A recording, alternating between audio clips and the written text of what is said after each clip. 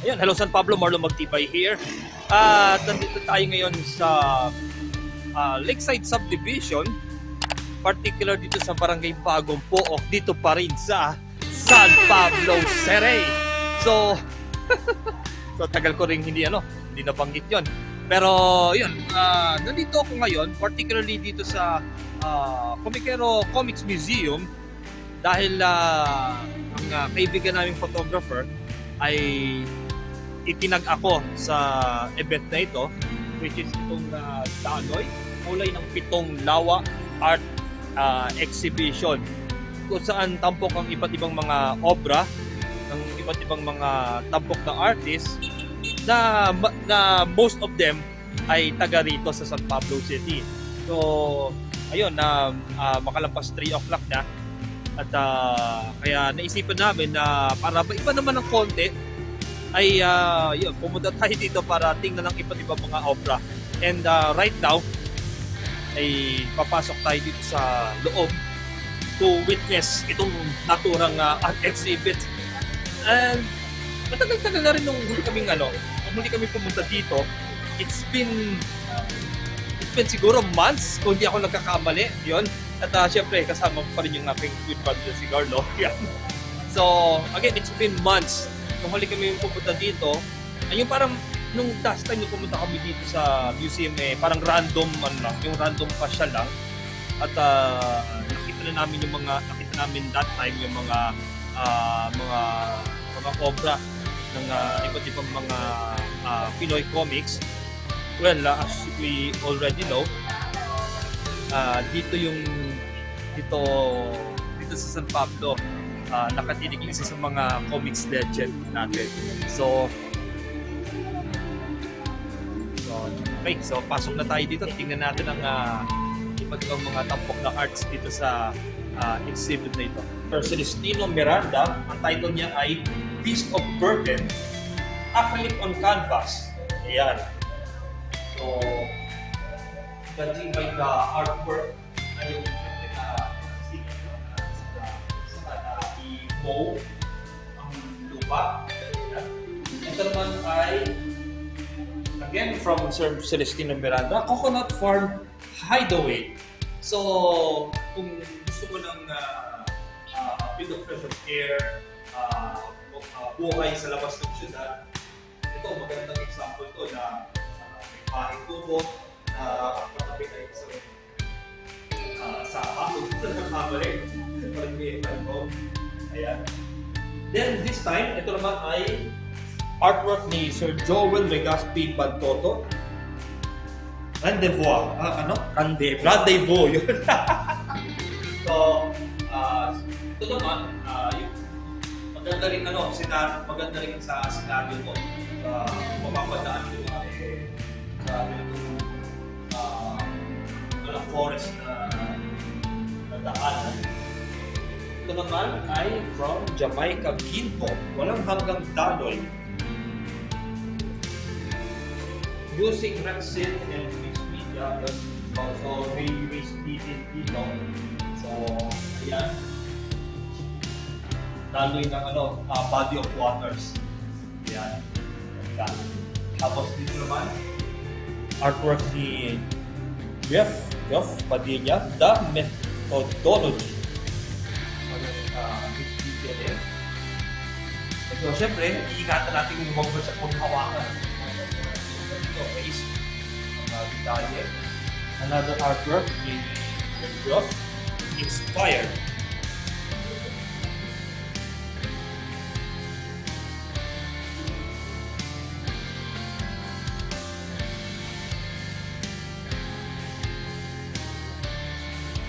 Ito naman ay from Bernardino Capelan, Frame of Mind.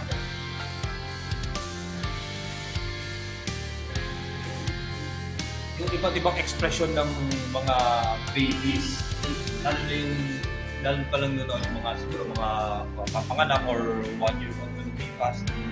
Okay?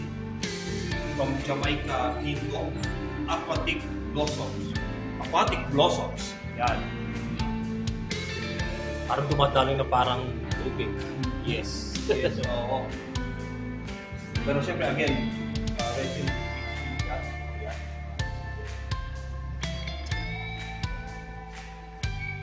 The name sounds familiar, pero basahin ko na din. Si Daphne Agata Ortega, Sunken and Stained.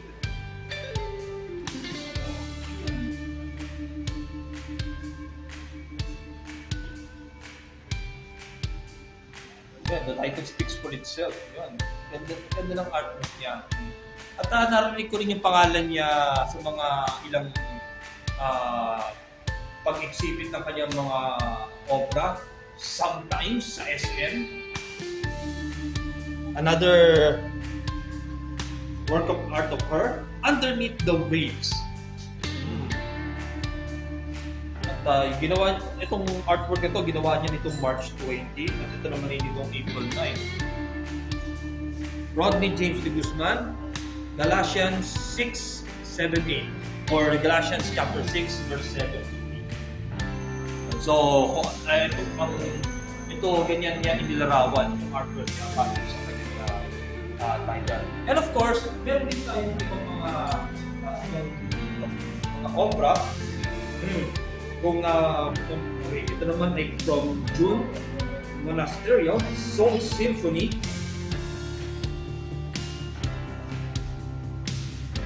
Nakagawa siya ng isang parte ng paa hanggang binte gamit ng iba't ibang mga scrap materials. But it's been 2 years ago kung hindi ako nakakita ng opera na gawa sa scrap materials. Same goes dito sa isang ito. Big Fish. Again, out of scrap materials gumawa siya ng malaking scrap. Siyempre, puhulihin yan ng isang barko. Yun yung mga gawain ng mga pasit na fish, no? I assume na kanya dito na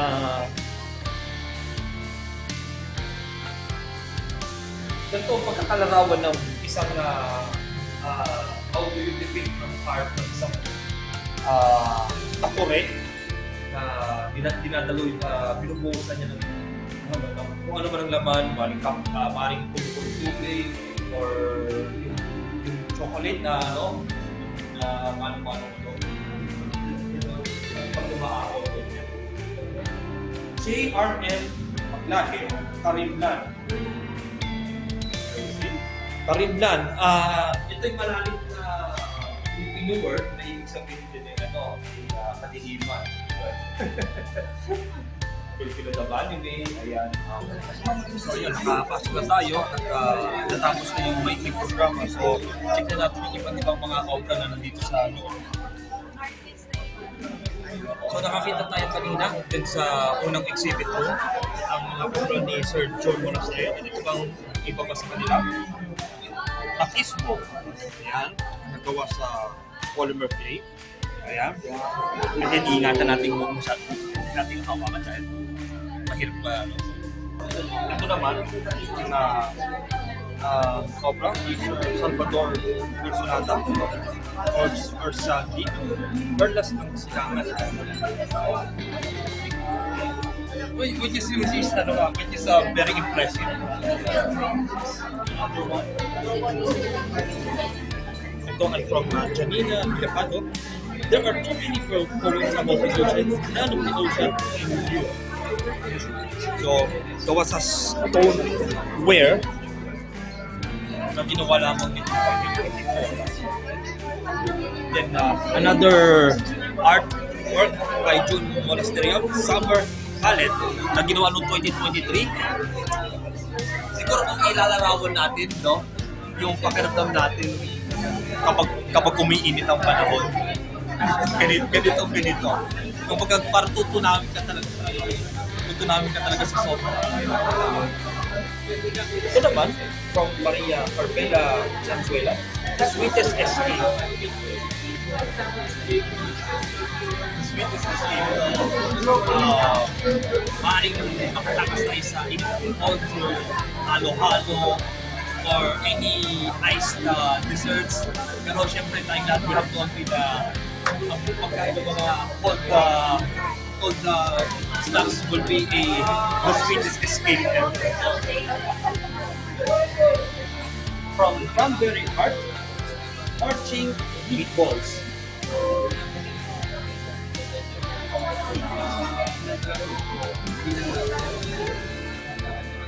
Napaka-makuli, napaka-simplistic yung ano. Again, another work from Sergio Padilla, Sting.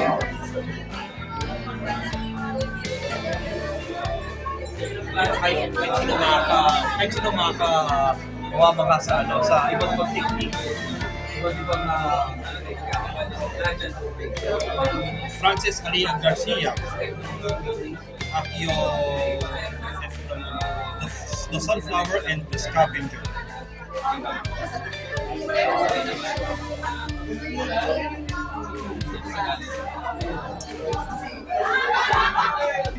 Rotten James de Guzman, Luvio 5.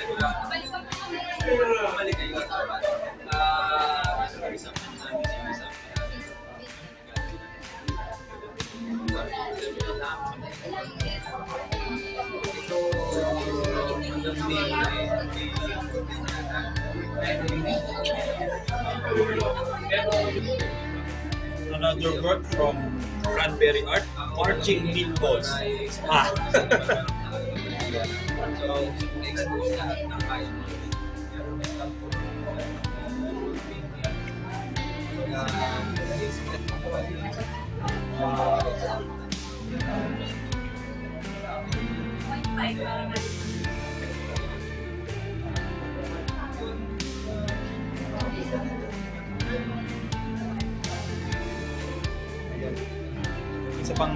Isa pang obra ni Sir Jun Monasterio, Leap of Faith. Yan, Find Still Only Yesterday Resident Card.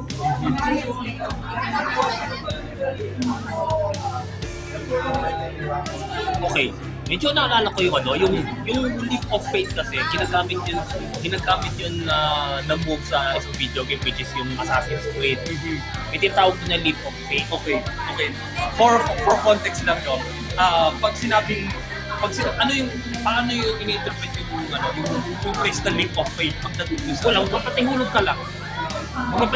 Pero yung the playable character is ending up alive pa rin. Kumbaga parang parang inasa mo sa kapalaran mo yung or faith, paniniwala. Kung titingnan mo to, especially dito, yung parang inaasa mo lang yung kapalaran mo sa parang titingin ka talaga sa pinakamalalim na kaya ng mga ng bata. Ganon yun. Ito naman, from Lito Rayon Balaran, Beyond the Church. Buti ko nang Butik mo na mapagkamalang yung structure na dito sa San Pablo, sa ating katedral sa San Pablo. Kasi yung importante detalye yung sa parte ng Chinatown. Ayan, another artwork, talipapa sa Baguio. Sayang, never pa ako nakapunta ng Baguio eh. Siguro lagi ko lang sa bucket list. Malcon baka naman. Tapos, El Paraon, Ripples.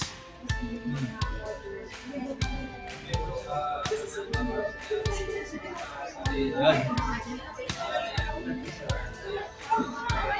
Then, another artwork, si Manong Bangkelo. Then, siguro ito yung isa sa mga namimiss kong na-experience. Kasi kung sa San Pablo Clinda, minsan nung bata pa tayo, minsan na tayo nakasakay sa hindi man Balsa. Sa balsa yun. So something na hopefully maulit-ulit. Ayun.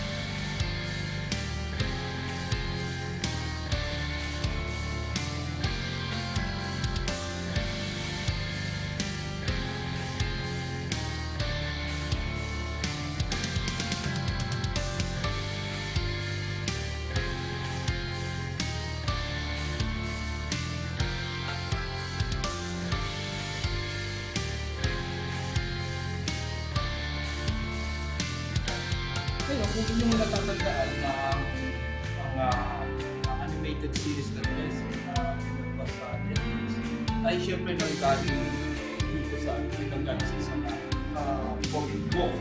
So, ito yung isa sa mga rare item na matatagpuan dito sa Comics Museum na ito. So, bukukan, ito ay pinirmahan Para kay Sir Jerry Alanggilan. Yun, siyempre ang pinaka-renowned na comics artist dito sa San Pablo. At siyempre, kung ating bubukatin ang ilan sa mga bahagi ng ano. Ayan, no? So, ayan. Ito yung ano. Ito yung ilan sa mga laman nitong compiled na comic book series ng Prese. And of course, darating na May 11, that is next week from now, as of this recording, ay gaganapin ang 7 Days Comics Festival. So saan magkakaw iba't ibang mga comic artists at ng mga manga na magsasama-sama sa isang araw ng pagtitipon. And syempre, magaganap yan sa Casa San Pablo. Sa mga hindi familiar sa lugar, ang Casa San Pablo ay makalampas na po ng Pure Gold Main Branch sa may Barangay San Roque. And syempre, aside sa mga comics, mga artists dito, ay nag-welcome din sila ng mga cosplayers na gustong maging part ng Toronto Festival. And of course, discounted price ulit ang ialok nila sa mga pupuntang cosplayers na na-attend sa mga Toronto Festival. Again, 7 Days Comics Festival, next week na yan, May 11, sa Casa San Pablo.